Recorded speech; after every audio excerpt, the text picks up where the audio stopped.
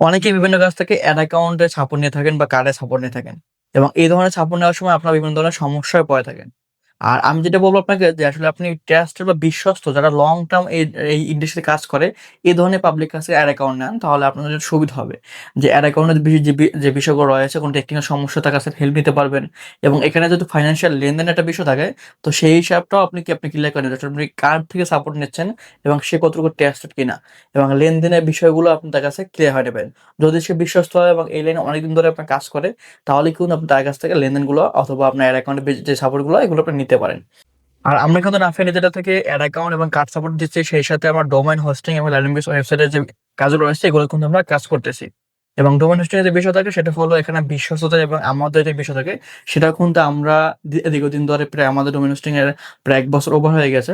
এবং ১ বছরের ওভার হলে আমরা কিন্তু বিশ্বস্ততার সহিত আমানতদারিতা হিসাবে কিন্তু আমরা কাজ করে যাচ্ছি। তাই আপনাদের যাদের অ্যাড অ্যাকাউন্ট এবং ডোমেইন হোস্টিং এর যে বিষয়গুলো রয়েছে এগুলো সাপোর্ট প্রয়োজন, তারা কিন্তু আমাদের সাথে যোগাযোগ করতে পারেন এবং আমাদের থেকে কিন্তু সাপোর্ট নিতে পারেন।